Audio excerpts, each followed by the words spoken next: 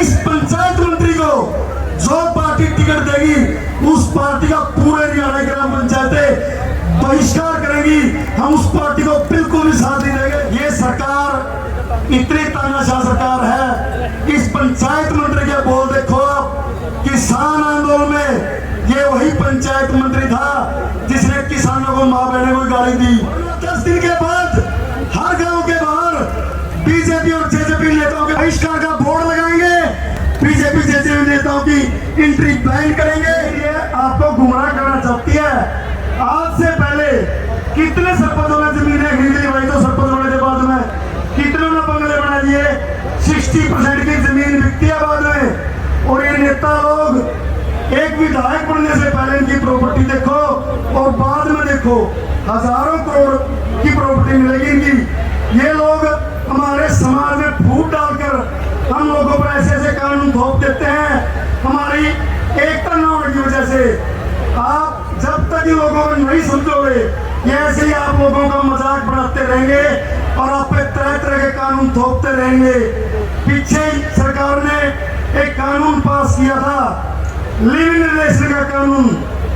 उस टाइम हमारे बुजुर्गों ने आवाज उठाई थी, खापों ने जीन के अंदर एक मीटिंग की थी, लेकिन कोई उनके साथ नहीं खड़े हुआ। आज उस कानून का आप देखो हर समाज के अंदर क्या प्रभाव पड़ा है।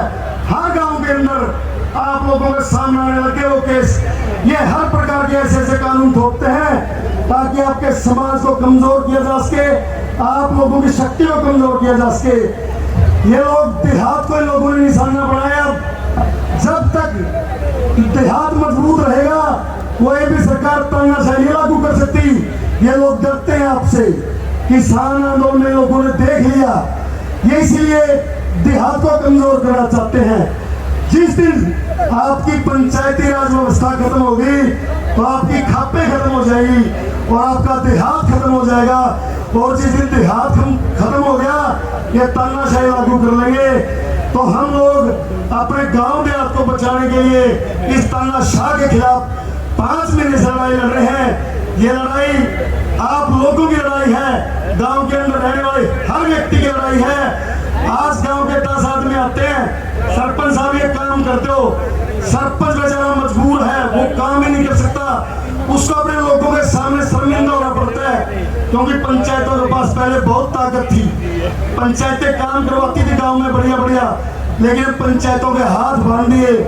अब एक नया कानून लेकर आए पौंड अथॉरिटी का तालाबों के ऊपर। पहले तालाबे पंचायतें तालाब खुदाती थी तो गांव के 200-300 लोगों को रोजगार मिलता था और गांव के गरीब आदमियों का काम चलता था। आज एक पौंड अथॉरिटी का एक महकमा बना दिया। एक तालाब का 1-1 करोड़ रुपए का टेंडर उठता है और वह 20 से 25 लाख रुपए लगाते हैं हाथ मार के। वहां के अधिकारी, वहां के मंत्री और एमएलए आपके गांव का पैसा खाते हैं और ना ही आपके गांव का विकास होता। मैं आप लोगों से एक बात कहना चाहता हूं, लोगों अगर ये गांव देहात बचाने हैं तो जागो आप लोग और अपनी पंचायतों का साथ दो। नहीं, हम तो अपना फर्ज निभा रहे हैं। हम तो चाहे 5 के 5 साल लड़े, अपनी पंचायतों को बचाने के लिए लड़ते रहेंगे। जब तक हम लोगों में ताकत है हम लड़ेंगे, 5 के 5 साल लड़ेंगे। और बाद में आप लोग अगर साथ नहीं दोगे तो पछतावे के सिवा कुछ हासिल नहीं होगा। आप लोगों के पास अब टाइम है, आप लोग अपनी ताकत पहचानो और अपनी पंचायतों को बचाने का काम करें। आगे कोई और भाई सरपंच बनेगा ताकि अपने अपने गांव का विकास कर सके। ये सरकार इतनी तानाशाह सरकार है। इस पंचायत मंत्री के बोल देखो आप। किसान आंदोलन में ये वही पंचायत मंत्री था जिसने किसानों को मां बहने को गाली दी। अब आपकी पंचायतों को चोर पुतले लगेने बोलने का काम किया। पूरे हरियाणा के सरपंचों ने कसम खाई है भाई इस पंचायत मंत्री को जो पार्टी टिकट देगी उस पार्टी का पूरे हरियाणा ग्राम पंचायतें बहिष्कार करेंगी। हम उस पार्टी को बिल्कुल भी साथ नहीं देंगे। पूरे हरियाणा ग्राम पंचायतें आज हम मंच के माध्यम से सरकार को एक बात बताना चाहते हैं। 10 दिन का टाइम देते हैं हरियाणा सरकार को, या तो पंचायतों को उनके अधिकार दे दो वरना 10 दिन के बाद हर गांव के बाहर बीजेपी और जेजेपी नेताओं के बहिष्कार का बोर्ड लगाएंगे और गांव के अंदर जब तक पंचायतों को उनके अधिकारी दिए जाते हैं। बीजेपी जैसे नेताओं की एंट्री बैन करेंगे और जब तक हमारा आंदोलन जारी रहेगा जिला सत्र पर, जब तक पंचायतों को अधिकार नहीं मिलते हमारा आंदोलन जारी रहेगा। हम जिला सत्र अपनी एक्टिविटी करते रहेंगे और हम ये बीजेपी कहती है ना, नहीं 2024 में एक बूथ 30 यूथ का काम करने का काम करेगी ग्राम पंचायतें। 6226 की 26 ग्राम पंचायतें एकजुट है और 2024 में लोकसभा चुनाव के अंदर हम दिखा देंगे बीजेपी सरकार को इस मोदी का राज हरियाणा में रुकेगा। ये हरियाणा के वही लोग हैं जिन्होंने बड़े बड़े बादशाहों में आगे कुत्ते थे।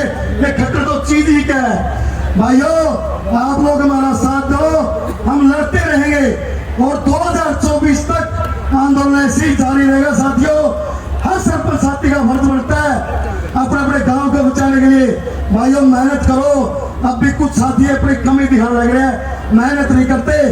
अगर सभी साथी जी जान लगा के मेहनत कर ले या सरकार 10 दिन में झुक जाएगी। भाइयों मेरी आप लोगों का अपील है, ये गांव अगर बचाने हैं इसमें कमी सरकार से, तो भैया ताकत के साथ अपनी ग्राम पंचायतों का साथ दो।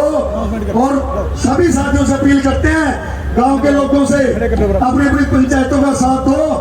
अगर ये पंचायती राज एक्ट नहीं लागू करते तो 10 दिन के बाद किसी भी बीजेपी जेजेपी के नेताओं को गांव में ना घुसने दे। मेरी आप लोगों से हाथ जोड़कर अपील है। भाइयों इन्हीं शब्दों के साथ आप लोगों ने इतनी भीषण गर्मी में टाइम दिया, आप लोगों का बहुत बहुत धन्यवाद, हम आपके आभारी हैं। भाई एक बात और है, एक थोड़ी जरूरी सूचना है, ध्यान से सुनियो।